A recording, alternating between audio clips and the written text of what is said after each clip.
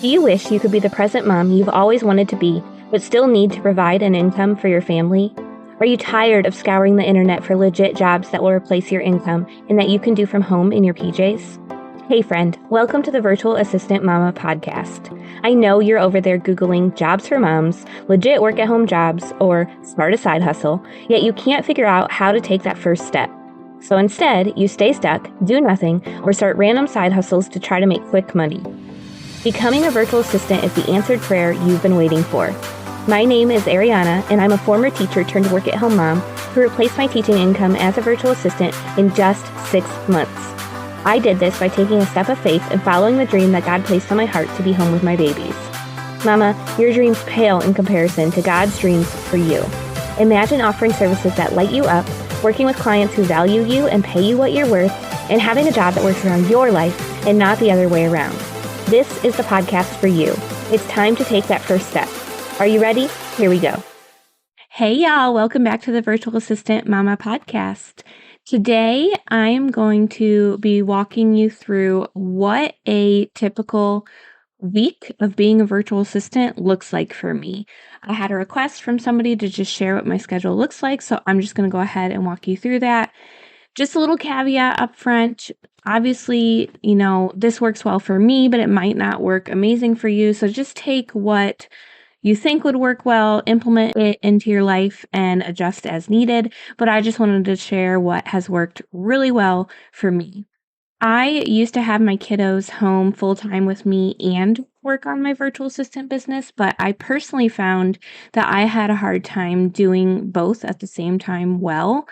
And I'm the type of person who wants to give my all to one main thing in my life and then transition and give my all to the other big thing I'm working on.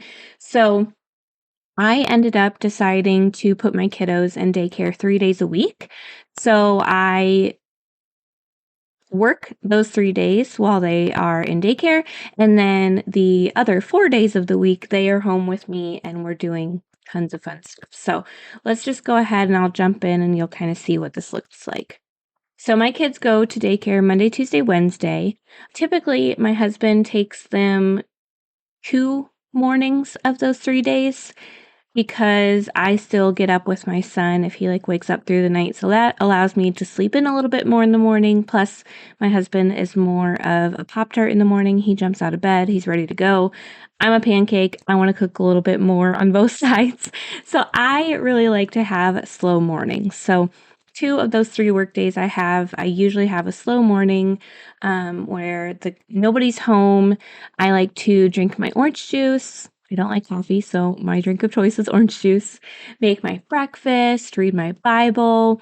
Sometimes I'll go to the gym right away in the morning. Other times I'll wait and do that before I go pick up the kids from daycare. But once I do that whole kind of morning routine type stuff, then I'll sit down and work on my business tasks for the day. Now, I always plan out what I'm going to be working on for the week before. And I do that in my Trello board, which I have for you guys. It's my free weekly planner, the weekly Trello planner. And you can get that at arianavernier.com/free-weekly-planner. Or find that link in the show notes. But basically, the week before, I go in and I figure out what tasks I need to get done for the week in my business, what meetings I'm going to have, and I just plug that all into my Trello board. And then that way, when the week starts on Monday, I'm not sitting down okay, what am I going to be working on? So I already have that planned out the weekend or the week prior. So when I sit down to work, I can just go ahead and bust it all out. So typically the things that I'm doing on my business throughout the week is doing things like website updates for my monthly website maintenance clients. Typically, this only takes me 2 to 3 hours per client per month. So it doesn't take me very long to do that at all. I also take time to network every day and apply for jobs. Any jobs that I see that look good, I'll apply to them. Now, If you don't know that networking is super important, you need to go back and find the episode I have talking all about the importance of networking. Off the top of my head, I don't know what podcast episode that is, but if you go into our podcast catalog, which you can find at virtualassistantmama.com/catalog, you can hit Control F and type in networking or network, and that'll show you which episodes I talk about that. So that's, yeah, you can go find that episode there. But I always spend time networking, just like communicating with people, building those connections, taking that time to pour into others, because that is always going to help your business in the long run. Then I take time to follow up with past and potential clients. Past clients, like if I haven't heard from them in probably 6 months, I tend to follow up with them just to see if they need any help with anything, if they've gotten stuck with making their own edits, or if they need to, add a new page or whatever. I'll just check in with them to see how things are going.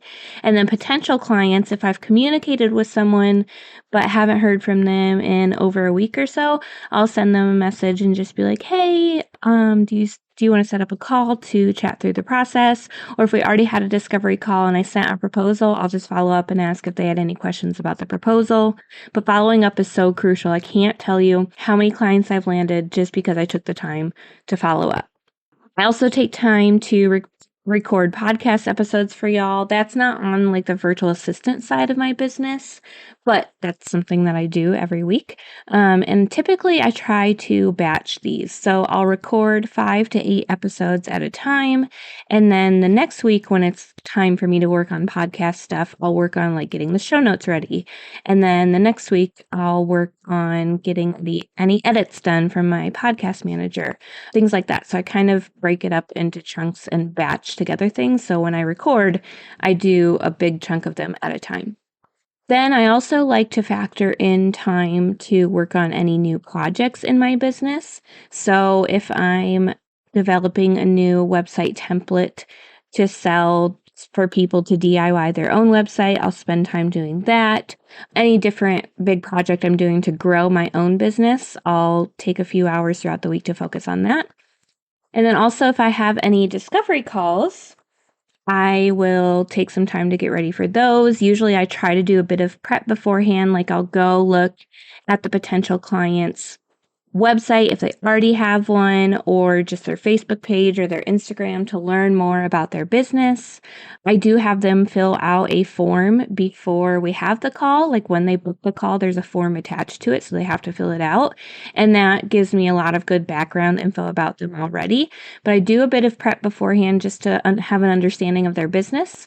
And then on the call, I always have a very similar list of questions I usually ask. And so I'll just get that ready to go on my computer, just so on a sticky note on my computer, just so I don't end up forgetting what I was going to ask.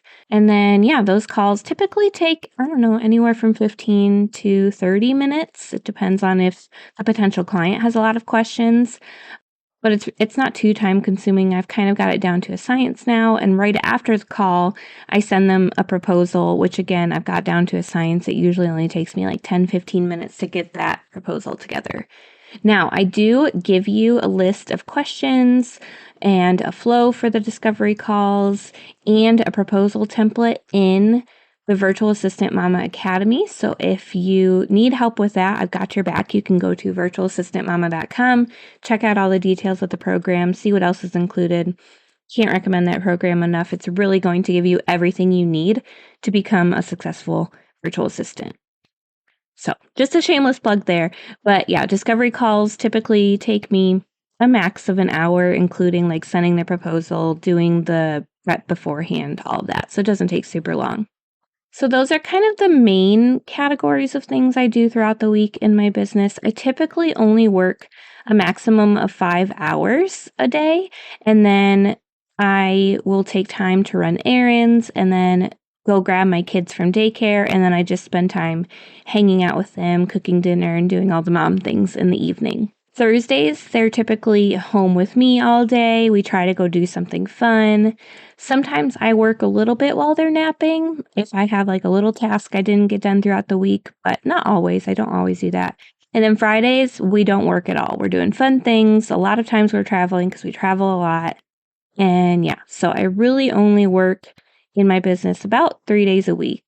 So this is how I structure my work on a week that I don't have a full-on website project I'm working on. If I do have a website project, then my work days are a little bit more structured and they're a little bit longer, typically like 7 hours a day. And the way that I do websites is what I call VIP days. And that's where I build a client's website completely in 3 to 5 days. I'm only focused on their project during that time. I will be talking more in depth about VIP days on the next episode, so make sure you tune in for that so you can see like how that would look on a project week that I have. But yeah, I really only do like 1 to 3 of these a month. 3 is kind of a lot because that's probably 3 weeks I'm working on client projects and I don't have whole lot of time to work on my own business. So I try to keep it around 2 projects, maybe 3. All right, y'all. I hope this was helpful. If you have any questions, please feel free to reach out to me. Again, this works well for me, but take what would work well for you, run with it, adapt it to what you need, and just make it your own. All right, y'all. Thank you so much for tuning into this episode. Again, make sure you tune in to the next episode to learn more about how I structure my VIP days for my clients. And we will see you back here real soon. Thanks so much for hanging out with me today. I would love to bless you with a free gift as a thank you. All you have to do is leave a review of the show on Apple Podcasts, take a screenshot, and send it to podcast@virtualassistantmama.com. I'll send you a code so you can snag my virtual assistant toolkit for free. And don't forget to come hang out with us in our free community, facebook.com/groups/virtual-assistant-mama. I'm so honored to support you in your journey to becoming a virtual assistant. Until next week, y'all, keep following the dreams that were placed on your heart so you can be the present mama you've always wanted to be.